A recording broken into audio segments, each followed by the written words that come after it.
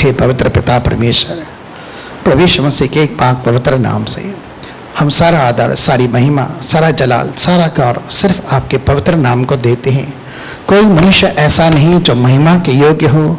हम सारी महिमा सिर्फ आपके पवित्र नाम को देते हैं। ये स्तुति, आराधना, धन्यवाद के बेटों के समक्ष जो हम तेरे नाम का अंगीकार करते हैं और अपने होठों से तुझे धन्यवाद की और जय की बलि चढ़ाते हैं। हमारी बलिदानों को आप ग्रहण करें और प्रभु यीशु मसीह के नाम से तेरे द्वारा प्राप्त की गई कमाई का कुछ अंश हम तेरे भवन के अंदर ले आए हैं। हमारे इन बेटों को दशवांश अर्पण और उठाने के बेटों के तौर ग्रहण करें और आपने जो वादा किया है मलाकी 3:10-11 के अनुसार के ऐसा करके आपको परखा जाए कि आप हमारे जीवनों से, घर परिवार से, शरीर से, मन से और हमारी दाग की बाड़ियों से उस नाश करने वाले को बाहर करेंगे जो हमारी दाग की बाड़ियों की सत्यानाश करता है। तो पिता, आज हम आपको देने के द्वारा अपने जीवन में आमंत्रित करते कि हमें हर प्रकार की बुराई से आजाद कर प्रभु यीशु मसीह के एक पाक पवित्र नाम से और तेरी दया, कृपा और तेरे अनुग्रह के द्वारा हमारे दाग की बाड़ियों का, हमारे तन को, हमारे मन को, हमारे घर परिवार को, हमारे कार्य व्यवसाय को प्रभु आशीषित कर और वहाँ जितनी भी आशीषी हैं वो सब तेरी महिमा के लिए होने पाए और किसी के जन्म में कोई कमी घटी न हो। पिता, आपका दिल से धन्यवाद इन अद्भुत गवाहियों के लिए, इन चमत्कारों के लिए तेरा धन्यवाद। अब होने दे तू तेरे दास को तेरी आत्मा के सामर्थ्य से भर और तेरा अनुग्रह तेरे दास के लिए पर्याप्त हो और तेरी महिमा के लिए आज तेरी आत्मा हम सबसे बातें करे और हम मेरी नहीं पिता, तेरी इच्छा पूरी हो और प्रभु मेरे जीवन में मेरी निर्भरता के अंदर तेरी सामर्थ प्रकट हो। आज के शब्द के द्वारा आप हम सबसे बातें करें प्रभु यीशु मसीह के नाम से, आमीन। परमेश्वर के नाम को महिमा मिले। पिछले सप्ताह हमने गुड फ्राइडे भी मनाया और रिजरेक्शन डे करके भी मनाया और हम उस सुसमाचार पर विश्वास करते हैं जो परमेश्वर की सामर्थ्य उद्धार के निमित्त जो विश्वास करते हैं। आप और मैं, हम सब विश्वास करते हैं प्रभु यीशु मसीह के सुसमाचार पर और इसी सुसमाचार के द्वारा हमारा उद्धार होता है। पहला कुरिन्थियों 15 अध्याय के 3 और 4 वचन के अंदर ऐसा ही लिखा हुआ है। चलिए मैं आपसे कुछ चंद सवाल पूछता हूँ। यीशु मसीह के नाम पर विश्वास करने के द्वारा आप में से कितनों के जीवन के अंदर एक आशा है? गए सभा के अंदर हमने यहीं तक पढ़ा था कि परमेश्वर जो मसीह का परमेश्वर है, दया का परमेश्वर है, जिसने हम पर मसीह में हम पर दया की और हमें जीवित आशा के लिए जन्म दिया कि उसे मरे हुओं से जिला उठाया। पहला पतरस 1 अध्याय उसके 3 शब्द के अंदर हमने पढ़ा था कि उसने बड़ी दया के द्वारा मसीह में हम पर यह अनुग्रह किया है और हमें जीवित आशा के लिए जन्म दिया है। आपके पास और मेरे पास एक लिविंग होप है, जीवित आशा है। और वो आशा क्या है? काफ़ी सारे लोगों के जीवन के अंदर आशा नहीं होती, पर उसकी जगह पर निराश होते हैं। लेकिन दूसरा सवाल, आप में से कितने लोग मौत से डरते हैं? कोई नहीं? आप मौत से डरते हैं? चलो, कोई तो एक बंदा है जो कहता है कि मुझे मौत से डर लगता है। बाकी लगता है सब लोग मौत से मुकाबला कर चुके हैं, ऐसा है ना। और उसे 2-4 मुक्के मारकर उसके जबड़ों के ऊपर उसकी दहाड़ को बाहर निकाल चुके हैं और नहीं डरते। सही है? लेकिन फिर भी केयर करते हैं हम लोग, अपनी संभाल करते हैं, रक्षा सुरक्षा करते हैं, खाने में, पीने में, पराव में, आते जाते, सोते जागते समय हम अपनी रखवाली करते हैं। लेकिन कहीं ना कहीं हमारे जीवन के अंदर मौत के प्रति थोड़ा बहुत डर होता है। और बाइबल के अंदर लिखा है श्रेष्ठ गीतों के अंदर कि मौत भी मृत्यु के तुल्य सामर्थ्य है। मौत भी मृत्यु के तुल्य सामर्थ्य है। श्रेष्ठ गीतों के अंदर मेरे ख्याल से 7वें अध्याय के 6वें वचन के अंदर है, पढ़ेंगे नहीं। लेकिन मौत क्या है? शक्तिशाली है। इस संसार के अंदर अगर कुछ शक्तिशाली चीज हमारे सामने दिखाई देती है तो वह है, सब लोग बोलेंगे, मौत, मृत्यु। काफी सारे दुनिया के सारे लोग डरते हैं, लेकिन इस मृत्यु से बचने के लिए वो बहुत कुछ अपने जीवन के अंदर उपाय तक करते रहते हैं। बहुत सारे उपाय करते रहते हैं, बहुत सारे ये लेते हैं, वो करते हैं, ऐसे करते हैं, वैसे करते हैं, लेकिन फिर भी मौत आ ही जाती है। ठीक है, फिर भी मौत आ ही जाती है। और आज तक संसार के अंदर कभी कोई मौत से बचा नहीं है। कितने भी नामी ग्रामी, न जाने कितने ऐसे लोग आए जिन्होंने अपने आप को कभी भगवान तक माना, कभी परमेश्वर का अवतार तक माना, कभी उन्होंने अपने आप के बारे में न जाने क्या कुछ माना, न जाने क्या क्या उन्होंने विधियां की, न जाने कितने ये किया वो किया, बहुत कुछ उन्होंने अपने जीवन के अंदर किया। लेकिन फिर भी कुछ समय के बाद उनके जीवन के अंदर मौत आई। न तो उनकी रिद्धि काम आई, न उनकी सिद्धि काम आई, न उनका तप काम भी आया, न उनकी साधनाएं काम आई, न भक्ति काम आई, न ही कुछ काम के अंदर आया। लेकिन सब के सब मौत के बस में रहे और मौत ने सबको ही मार दिया। चलिए आज हम थोड़ा बहुत पढ़ने जा रहे हैं रोमियो की पुस्तक 5 अध्याय, रोमियो की पुस्तक 5 अध्याय 12वें शब्द से हम पढ़ते हैं। रोमियो 5:12। इसीलिए जैसा एक मनुष्य के द्वारा पाप जगत में आया। अब किसके बारे में ये बात कह रहा है? मैं थोड़ा आज मौत के बारे में भी बात करूंगा और थोड़ा उत्पत्ति से चलते हैं।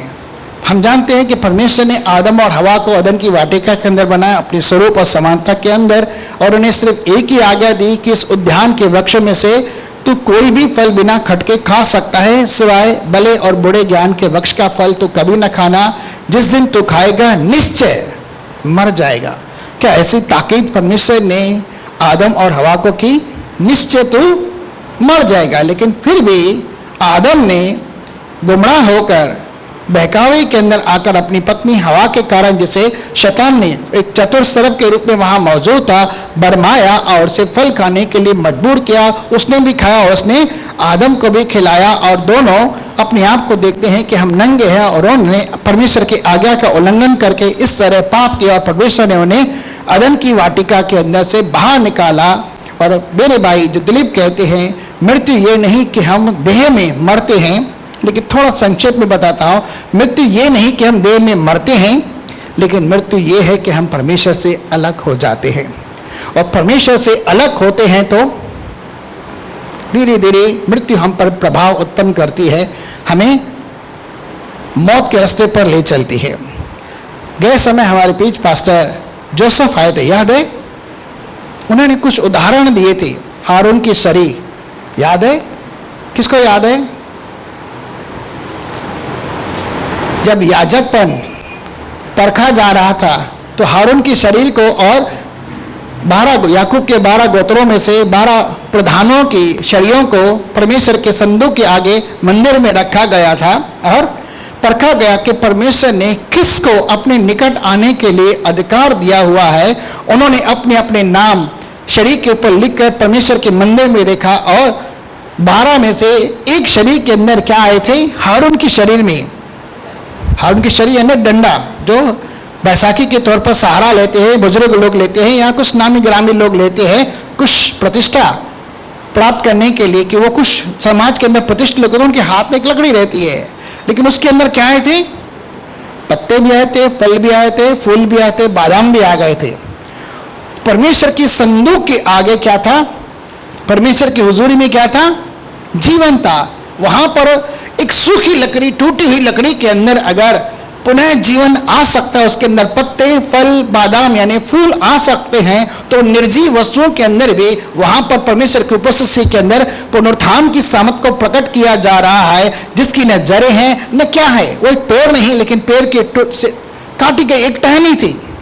In the presence of God, परमेश्वर की उपस्थिति के अंदर जीवन है, और परमेश्वर यीशु मसीह खुद कहता है कि मैं ही 11:25 यूहन्ना के अंदर पुनरुत्थान और जीवन हो। यदि कोई मुझ पर विश्वास करता है और वह मर भी जाए तो भी उसे अंतिम दिन जिला उठाएगा। ठीक है, यीशु मसीह ने यह वाक्य अपने विषय में कहा कि मैं पुनरुत्थान हूं और जीवन हूं। इसका मतलब क्या था? यीशु मसीह वहां पर वह खुद कहता है, मेरे पास मरे हुए इंसान को भी जिंदा करने की सामर्थ है, और वह खुद भी मौत के ऊपर जयवंत हुआ। ठीक है ना?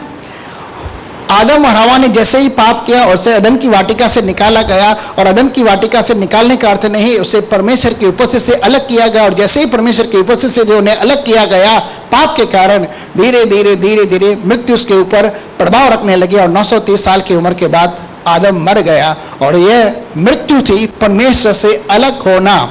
ठीक है, हम पढ़ते हैं, इसलिए जैसा एक मनुष्य के द्वारा पाप जगत में आया, आदम ने पाप किया और उस पाप के कारण शैतान को इस संसार के ऊपर राज्य करने का अधिकार मिला, और पाप जगत में आया आदम की आज्ञा उल्लंघन करने के द्वारा, और पाप के द्वारा मृत्यु आई। और पाप के साथ साथ क्या आया?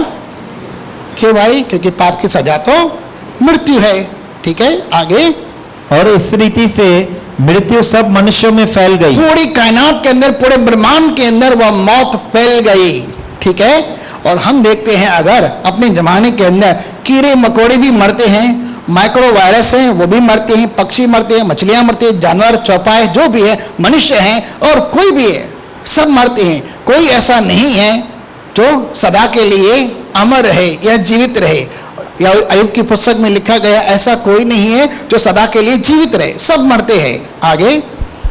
इसीलिए कि सब ने पाप किया। इसलिए कि सब ने पाप किया, इसलिए वे परमेश्वर की उपस्थिति से अलग हैं। क्योंकि परमेश्वर जीवन है और परमेश्वर के साथ अगर हम मिले रहते हैं तो मौत हम पर प्रभाव नहीं रखती, क्योंकि हमारे पास जीवन है और यीशु मसीह हमें जीवन और बहुतायत का जीवन देने आया। और वह खुद कहता है मैं ही मार्ग हूँ, मैं ही सत्य हूँ और मैं ही जीवन हूँ। यानी मेरे पास जीवन देने का अधिकार है। जो मेरी संगति में, मेरी सहभागिता में रहेगा, एक डाली के समान जो दाखलासा से जुड़ी रहती है वो पनपती है और फल लाती है। अगर जो कोई मुझसे अलग हो जाएगा कुछ भी नहीं कर सकेगा। यूहन्ना 15 अध्याय के अंदर लिखा है। आगे। क्योंकि व्यवस्था के दिए जाने तक पाप जगत में तो था।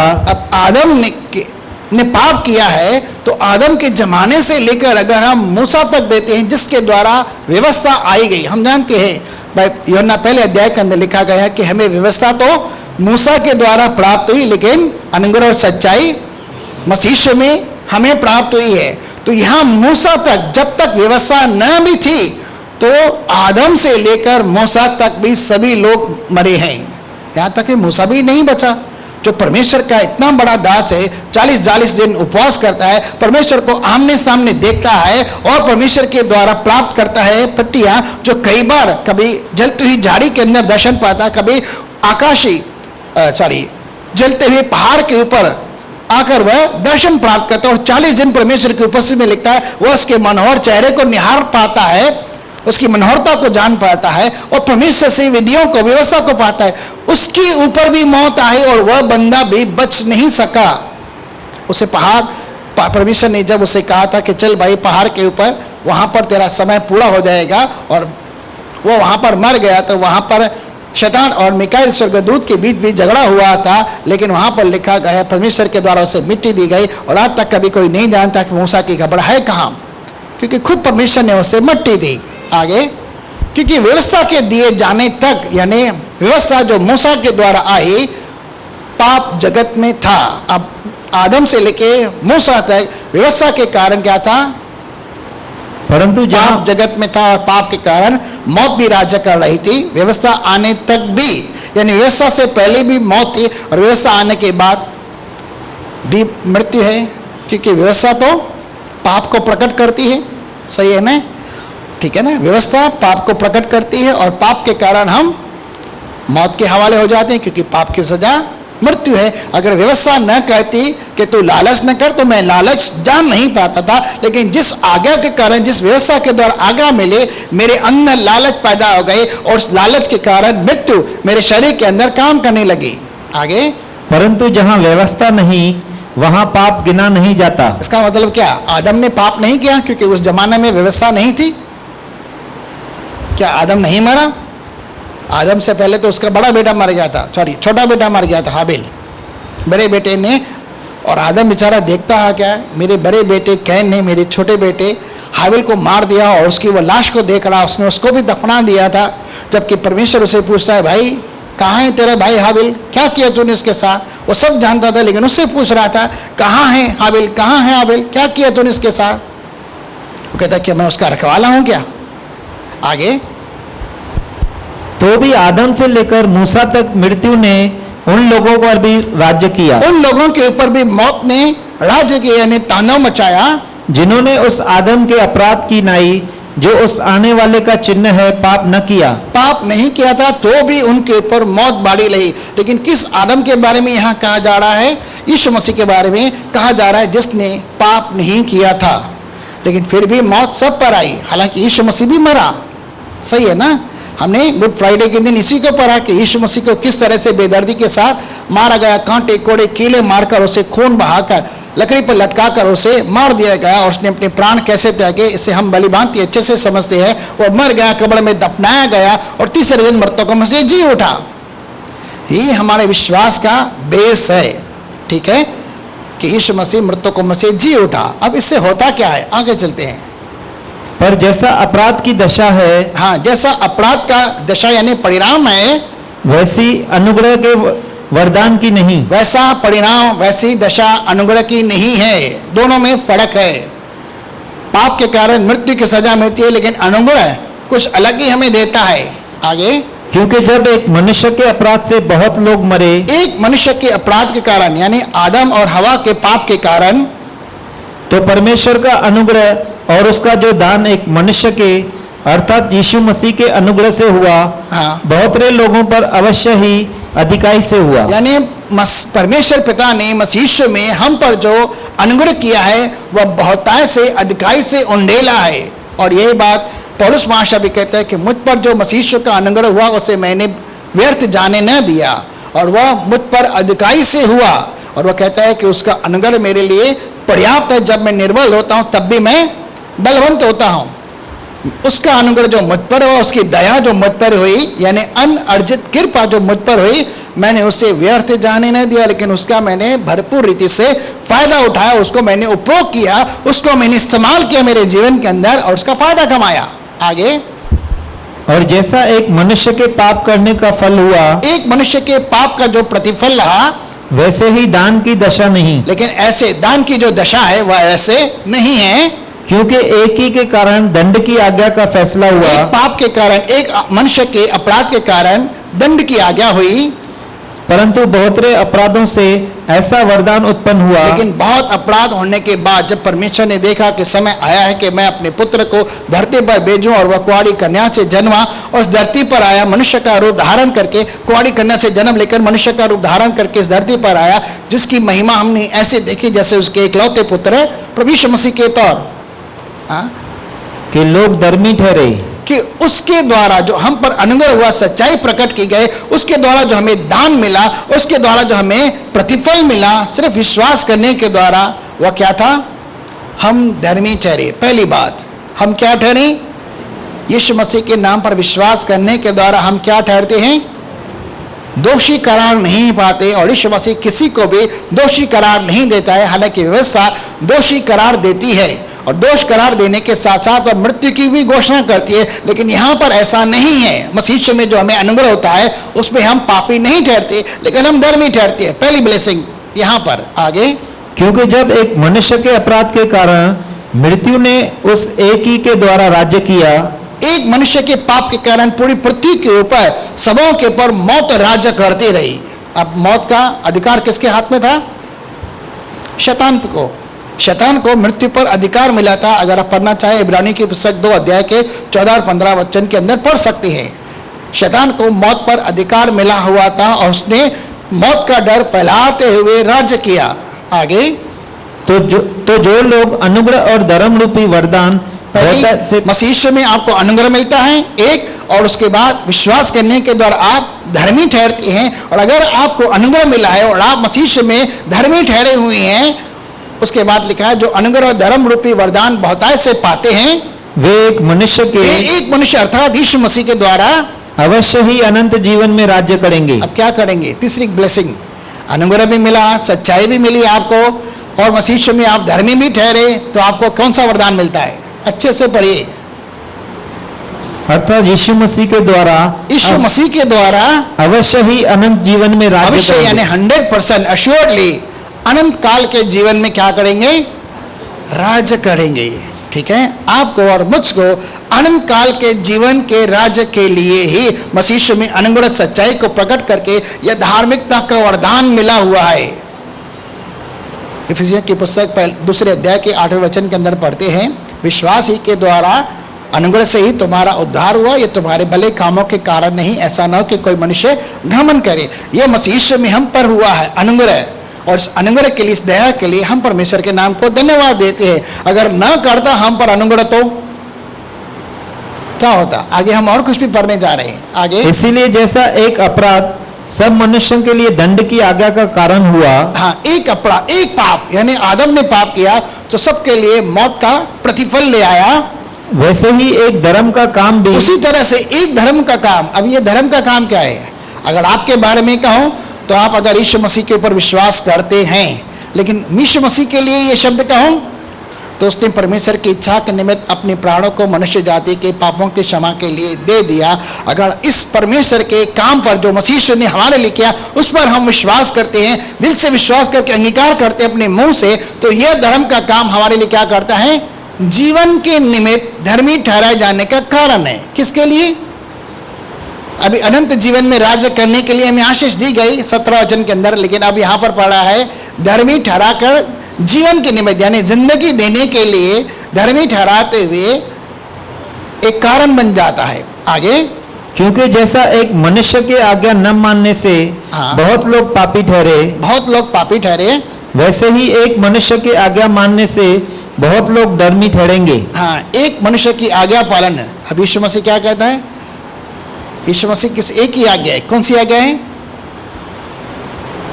जैसे मैंने तुमसे प्रेम किया वैसे ही तुम भी एक दूसरे से प्रेम करो।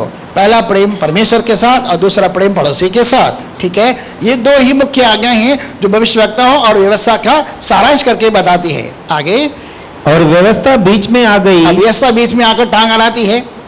ठीक है, आगे, कि अपराध बहुत हो। हाँ, लेकिन अपराध आज चरम सीमा के ऊपर अपराध बढ़ गया है। चारों तरफ देखेंगे तो सिर्फ पापी पाप, बुराई बुराई, गंदगी गंदगी, भ्रष्टाचार का ही नजारा दिखाई देता है। न जाने कितने प्रकार के पाप हो गए हैं। परंतु जहाँ पाप बहुत हुआ, जहां पाप अधिक बढ़ा, वहाँ अनुग्रह उससे भी कहीं अधिक हुआ। अनुग्रह उससे भी अधिक हमारे लिए होते जाता है। यानी जहां पाप बढ़ता है 1 किलो मात्रा में तो परमेश्वर 2 किलो अनुग्रह देता है। मैं मिसाल के तौर कह रहा हूं, अगर 10 किलो पाप होता है तो परमेश्वर 20 किलो अनुग्रह दे देता है। तो अनुग्रह ज्यादा है या पाप ज्यादा है? जहां पाप बढ़ा वहां अनुग्रह और भी बढ़ा। तो इसका मतलब ये नहीं है कि हम क्या करें? पाप करें कि हम पर अनुग्रह और भी होने पाए। ठीक है, क्या हमें पाप करना है? नहीं करना है। अगर रोमियो की पुस्तक 6 अध्याय का पहला शब्द भी पढ़ेंगे तो वहां पर पहला शब्द ऐसा लिखा है, सो हम क्या कहें? क्या हम पाप करते रहें? क्या हम पाप करें कि अनुग्रह बहुत हो? कि अनुग्रह बहुत हो? कदापि नहीं। चलो चलो थोड़ा थोड़ा पाप करते हैं ताकि हमारे ऊपर परमेश्वर की कृपा, अनर्जित कृपा, कृपा के साथ साथ अनुग्रह भी बहुत है। सो पाप करेंगे तो अनुग्रह होगा ना? नहीं भाई, इसका मतलब ये नहीं है। बाइबल में लिखा है, सो क्या हम कहें, क्या हम पाप करते रहें कि अनुग्रह बहुत हो? क्वेश्चन मार्क है। कदापि नहीं, बिल्कुल भी नहीं, कदापि नहीं, नेवर एवर। ठीक है, हम जब पाप के लिए मर गए, हम जब पाप के लिए मर गए तो फिर आगे को उसमें क्यों कर जीवन बिताएं? हम उसके अंदर जिंदगी क्यों बिताएं? हमें पाप के अंदर जिंदगी नहीं बितानी, लेकिन अपने आप को मरे हुओं में से जी उठा समझकर अपने शरीर के अंगों को परमेश्वर के हवाले करना है, धर्म के दास होकर, जिससे परमेश्वर की महिमा हो। यहाँ नहीं चलते, लेकिन अभी चलते हैं 1 कुरिन्थियों 15 अध्याय के अंदर। थोड़ी बातें वहां से हम सीखने की कोशिश करते हैं। 1 कुरिन्थियों 15 अध्याय, इसी का भी 12 से पढ़ते हैं। सो जबकि मसीह का यह प्रचार किया जाता है, मसीह में यह अक्सर कलीसियाओं के अंदर प्रचार किया जाता है एज सुसमाचार के द्वारा कि वह मरे हुओं में से जी उठा। सबसे पहली बात, हमारी बुनियादी बात, क्या प्रचार किया जाता है कलीसियाओं के अंदर? यीशु मसीह मरकर जिंदा हुआ तीसरे दिन, यही प्रचार किया जाता है ना। हम किसका प्रचार करते हैं? मसीह जो सिर्फ क्रूस पर चढ़ाया गया नहीं, लेकिन उसका भी प्रचार करते हैं, जिसे दफनाया गया और फिर जिंदा हुआ। हम इस बात का भी प्रचार करते हैं, वो अभी रिजरेक्टेड है, उसकी कब्र अभी भी खाली है और वह यहाँ नहीं है। मुर्दों के जीवितों को मुर्दों में ढूंढना नहीं है। यह स्वर्गदूत आकर मरियम मगदलिनी को कहते हैं। ठीक है, 28 अध्याय मत्ती के अंदर पढ़ेंगे तो आगे। तो जबकि मसीह का यह प्रचार किया जाता है कि वह मरे हुओं में से जी उठा, तो तुम में से कितने क्यों कर कहते हैं कि मरे हुओं का पुनरुत्थान ही नहीं? अब आपका और मेरा सवाल, कभी कभी हमारे मन के अंदर एक शंका आ सकती है, कभी कभी हमारे बीच वाद विवाद हो सकता है, कभी कभी हमारे बीच बहस हो सकता है। ये तो किताब के अंदर लिखा हुआ है, हम इसके ऊपर क्यों विश्वास करें? क्योंकि हमने थोड़ी देखा आज से 2000 साल पहले कि वाकई यीशु मसीह को क्रूस पर मारा गया, कब्र में दफनाया गया, वह जी उठा। हम कैसे विश्वास करें, आज तक हमने देखा ही नहीं है। क्या मरे हुओं का पुनरुत्थान है?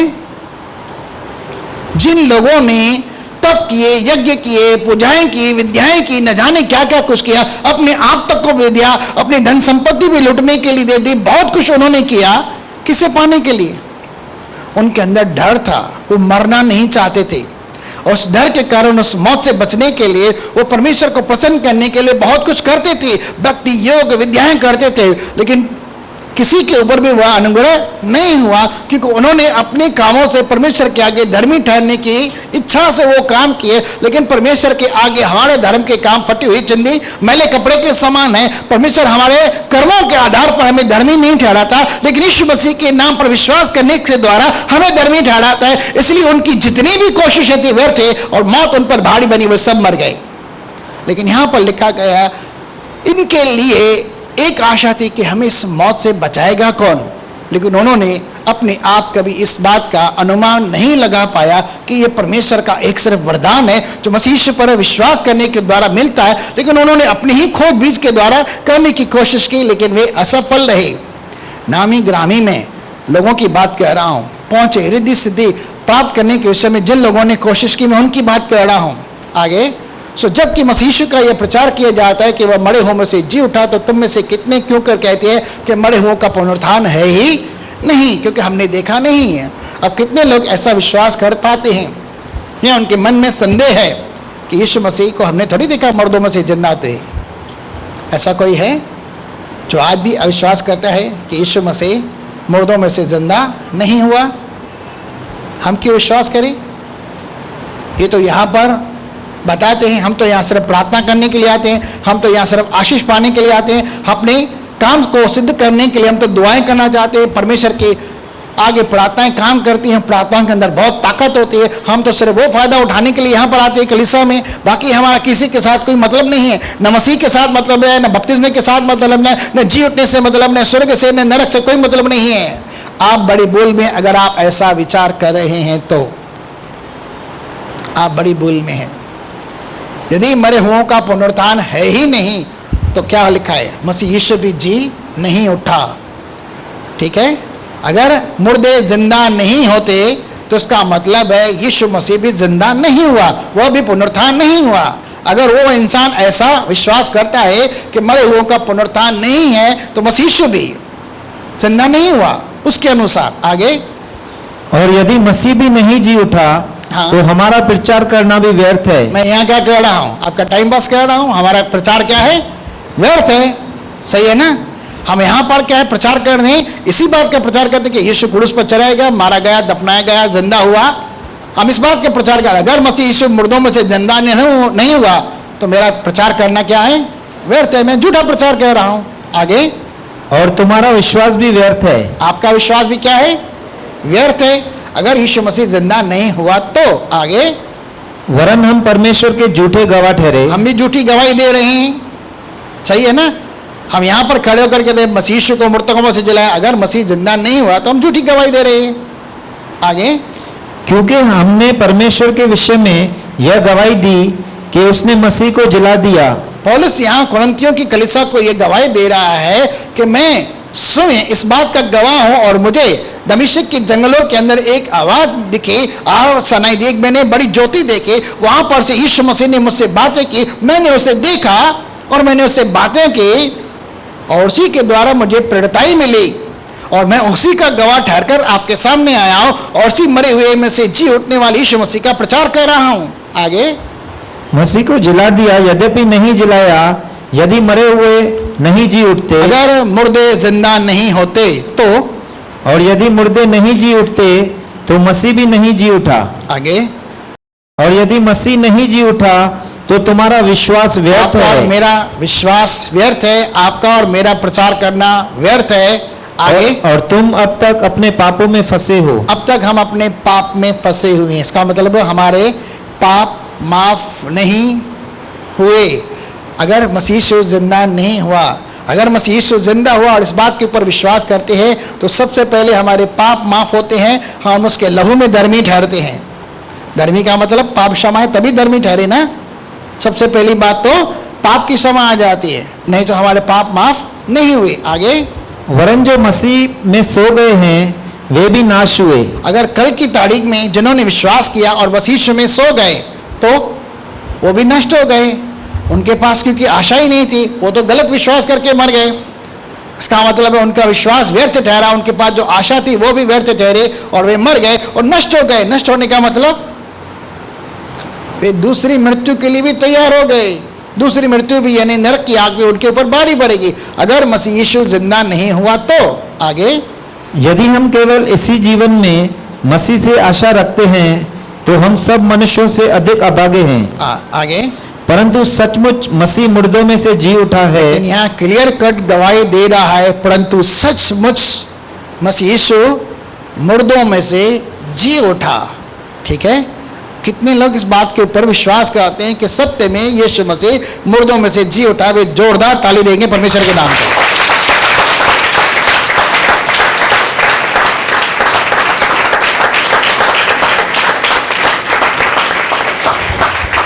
अब किसने ताली नहीं बजाई वो हाथ उठाएगा। है कोई यहां पर जिसने ताली नहीं बजाई?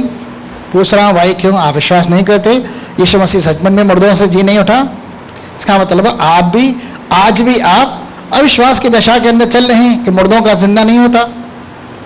मैं यहाँ पर डोल पीट रहा हूँ, एक नेता के समान भाषण देता हूँ, भाई मुझे वोट दे दो, खड़ा हो जाऊँ मैं भी इलेक्शन में भाई? नहीं, पॉलिटिक्स से सख्त नफरत है मुझे। आगे, और जो सो गए हैं जो सो गए हैं यानी मसीह में विश्वास करके सो गए हैं बिलीवर्स, उनमें पहला फल हुआ। उनमें यह पहला फल हुआ, यानी वह सबसे पहले मृतों को मसीह जी उठा। यीशु मसीह मुर्दों में से जिंदा हुआ, वह पहला फल हुआ।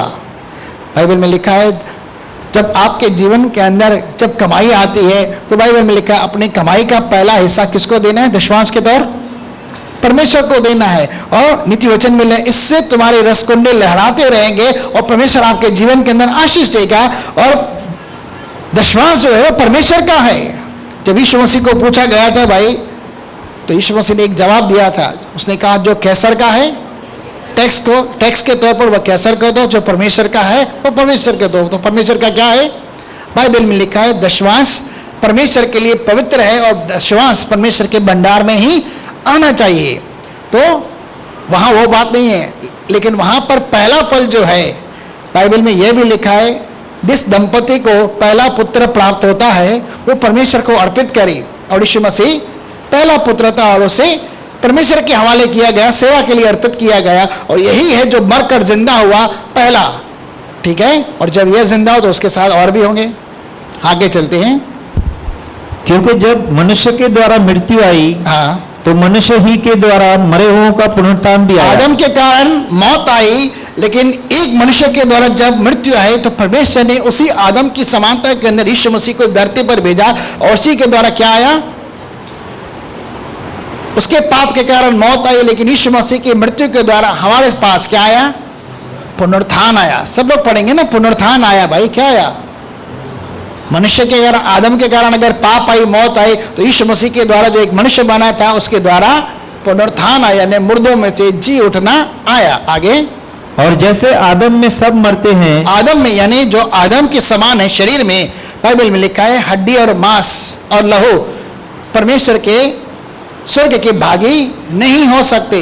जैसे आदम के अंदर जो शरीर में हैं वो मरते हैं, क्योंकि उन्होंने आदम ने जैसे पाप किया उसके ऊपर मृत्यु की दशा हो जाएगी। परमेश्वर ने क्लियर कट कहा था निश्चय तुम मर जाओगे, पाप के कारण तुम मट्टी से पैदा हुआ है, अंत में मट्टी मट्टी के अंदर मिल जाएगी। ठीक है, और ये एक प्रकार का श्राप था, और यह श्राप था, यह कलम था परमेश्वर की ओर जो अदन की वाटिका में आया था उत्पत्ति 3 अध्याय के अंदर। तो शरीर में तो मरना है, शरीर के साथ हम परमेश्वर के राज्य में नहीं जा सकते, इस शरीर को छोड़ना है। इसीलिए लिखा आदम के स्वभाव में, आदम के स्वरूप में हमें तो मरना ही है। ठीक है, मट्टी मट्टी में जानी है, परंतु वैसा मसीह यीशु में सब जिलाए जाएंगे, हम जिंदा किए जाएंगे। अगर हम मर गए तो उनके लिए लिखा है जो मर जाएंगे विश्वास करते हुए सो जाएंगे, वो क्या हो जाएंगे? परमेश्वर ने जला।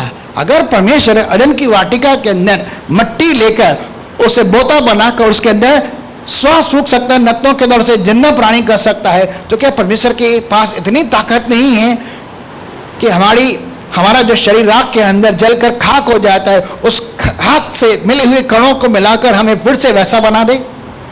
क्या परमेश्वर नहीं कर सकता? आज राख के कण कहां कहां हैं पता नहीं है।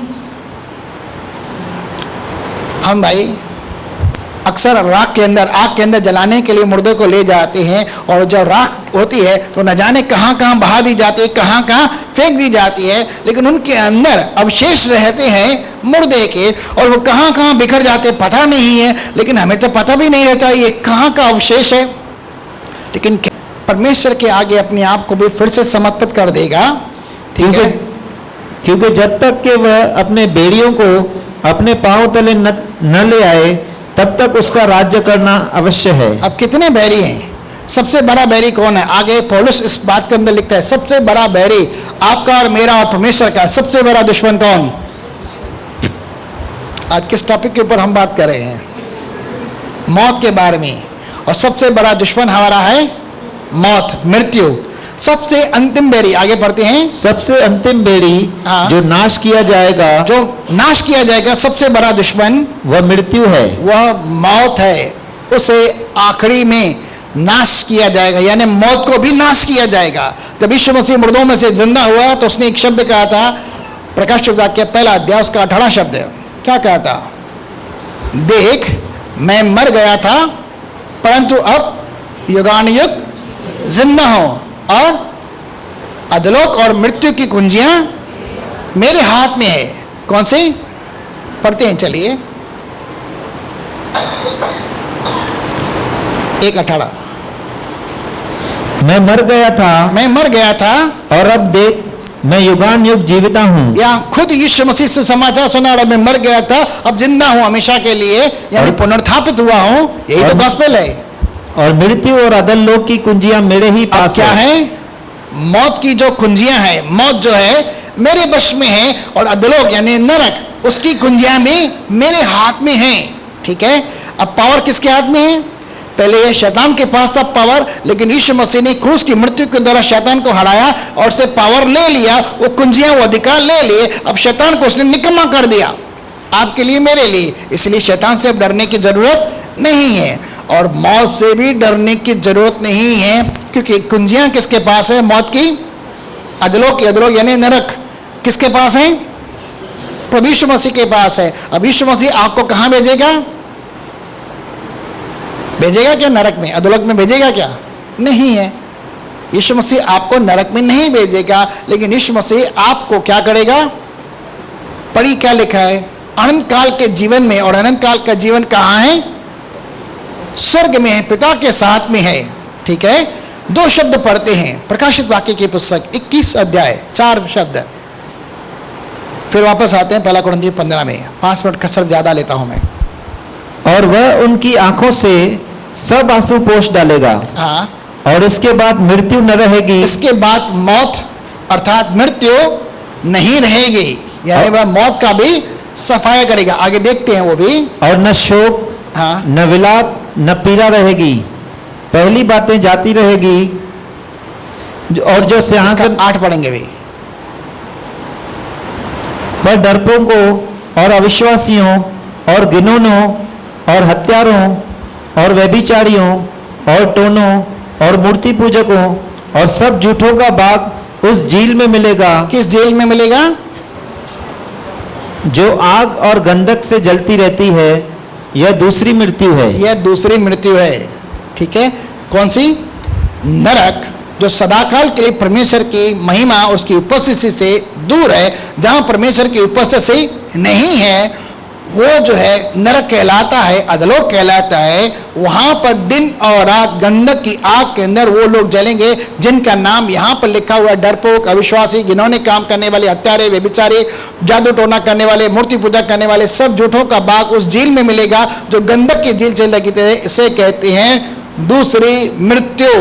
और इस दूसरी मृत्यु से परमेश्वर ने हमें बचा लिया है। अब यहाँ हम नहीं जाने वाले हैं, लेकिन हम विश्वास के द्वारा अपने प्राणों के अध्यक्ष प्रभु यीशु मसीह के द्वारा स्वर्ग में जाने वाले अनंत काल के लिए जीवन में राज्य करने के लिए, क्योंकि यीशु मसीह ने अपने प्रकाशन के द्वारा हमेशा हमेशा के लिए। चलिए इस शब्द को वापस पढ़ते हैं, 2 तीमुथियुस 1 अध्याय उसका 10वां शब्द।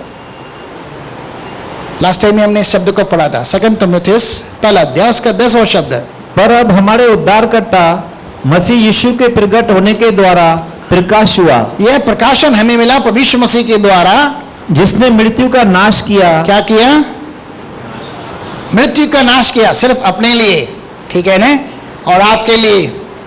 लेकिन आप और मैं अब भी मृत्यु की दशा में हैं, क्योंकि हम शरीर में हैं, लेकिन आत्मा के द्वारा तो हमें आगे बढ़ते हैं। क्या क्या मिला है? और जीवन और अमरता को उस सुसमाचार के द्वारा प्रकाशमान कर दिया। इस सुसमाचार के द्वारा हमारे सामने एक नई बात रखी, मरने के बाद एक जिंदगी है, मरने के बाद एक आशा है, मरने के बाद एक पुनरुत्थान है, मरने के बाद एक जीवन है स्वर्ग में। यह प्रकाशन मसीह यीशु के द्वारा हमें मिला, क्योंकि वह खुद मुर्दों में से जी उठा, और उसी के बाद एक नया अध्याय, एक नई एरा आरंभ हुई, एक नया युग आरंभ हुआ।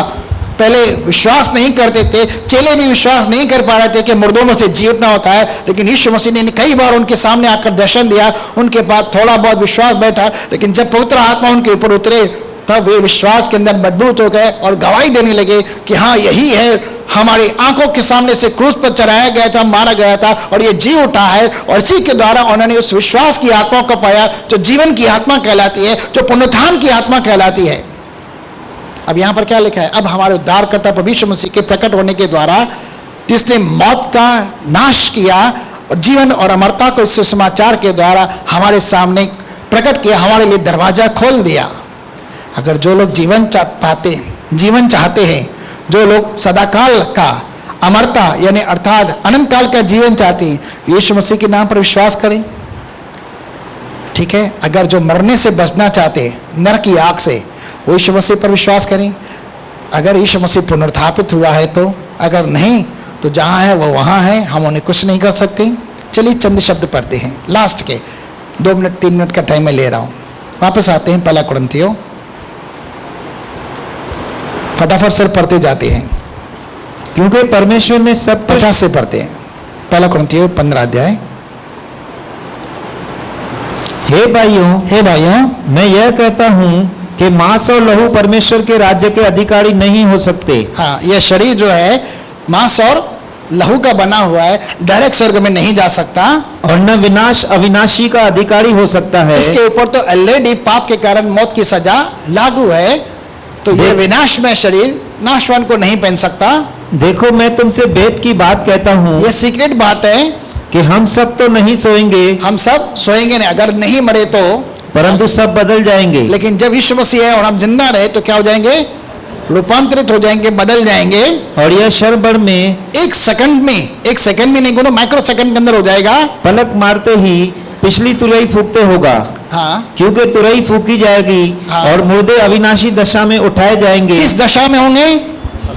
पाप की दशा थी, मृत्यु सदाकाल के लिए थी, लेकिन अब विश्वास करने के द्वारा यीशु मसीह ने मौत को हमारे लिए नाश कर दिया। लेकिन अब कैसी दशा में उठाए जाएंगे? अविनाश, अच्छे से पढ़िए, कैसी दशा में? और मुर्दे अविनाशी दशा में उठाए जाएंगे। अगर मरे हुए भी होंगे जो विश्वास करके मर गए मसीह में, तो किस दशा में उठेंगे? बोलेंगे अविनाशी।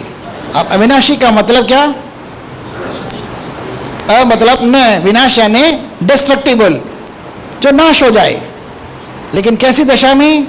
जो कभी नाश न हो, उस दशा के अंदर यानी अमरता के अंदर, अविनाश के अंदर वो जिंदा हो जाएंगे, पुनरुत्थापित हो जाएंगे, अविनाशी दशा के अंदर उठाए जाएंगे, और हम बदल जाएंगे। जो जिंदा है, दोनों के बारे में एक साथ लिख रहा है आगे।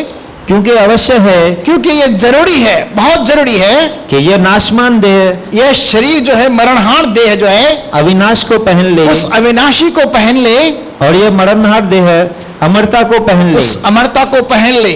यही अमरता के द्वार, यह अविनाशी के द्वार यीशु मसीह ने हमारे सामने प्रकाशित किए इस सुसमाचार के द्वारा। और यह सुसमाचार अगर हम किसी को देते हैं, क्या आप मरने से बचना चाहते हैं? क्या नरक में जाने से बचना चाहते हैं? यीशु मसीह पर विश्वास करो, तू विश्वास करेगा तो तेरा घराना उधर पाएगा, आप नरक नहीं जाएंगे। अगर बचना है तो आपको ये मुफ्त में अनुग्रह मिलता है, मुफ्त में ये परमेश्वर का वरदान मिलता है, आपको जीवित आशा के लिए जन्म दिया जाता है, और बदले में आपको अनंत काल का जीवन भी मिलता है। अगर जो विश्वास करेंगे, जो पात्र होंगे, जो योग्य होंगे, सुसमाचार को ग्रहण करेंगे, और जो ना होंगे, अपने मन को कठोर कर लेंगे, वे तो नाश होने के लिए नरक के अंदर चले जाएंगे। आगे और जब यह नाशवान अविनाश को पहन लेगा जिस समय जिस घड़ी ये होगा, और यह मरणहार अमरता को पहन लेगा, तब यह वचन जो लिखा है उस समय ये जो शब्द लिखा है पूरा हो जाएगा उस समय ये शब्द पूरा होगा। लेकिन अभी तक पूरा नहीं हुआ है। आगे, कि जय ने मृत्यु को निगल लिया। जय ने मृत्यु को निगल लिया। कौन सी जय? मौत के ऊपर जय यीशु मसीह ने पाई है। उस मीरास के अंदर उसने हमें भी सहभागिता दी है, और जिस समय वो आएगा उस समय यह शब्द पूरा हो जाएगा। हम मुर्दों में से जी उठेंगे और रूपांतर देह के अंदर आकर परमेश्वर के साथ उठाया जाएगा। उस समय वह सदा काल के लिए मौत का नाश कर देगा। आगे, हे मृत्यु तेरी जय कहाँ रही? उस समय मौत को चैलेंज किया जाएगा, अब मौत तेरा क्या? ठीक है, हे मृत्यु तेरा डंक कहाँ रहा? तेरे मारने की शक्ति कहाँ गई? तेरा राज्य कहाँ है? आगे, मृत्यु का डंक पाप है, हाँ। और पाप का बल व्यवस्था है। हाँ, परंतु परमेश्वर का धन्यवाद हो, परमेश्वर का धन्यवाद हो जो हमारे प्रभु यीशु मसीह के द्वारा हमें जयवंत करता है। हमें मौत पर भी जयवंत करता है। जो खुद मौत पर जिंदा हुआ है वो हमें भी जयवंत करता है। क्या ऐसे पुनरुत्थापित प्रभु यीशु मसीह को, जो हमारे अंदर से मौत का डर भी निकाल कर मौत पर भी हमें जय देता है, कि एक जोरदार ताली दें। सो हे मेरे प्रिय भाइयों, हे मेरे भाइयों, मेरी बहनों, दृढ़ और अटल रहो।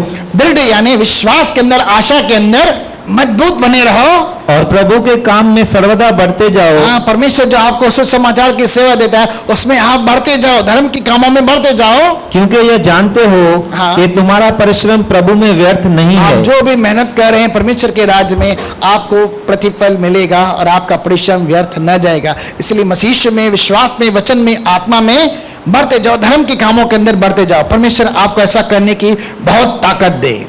आमीन।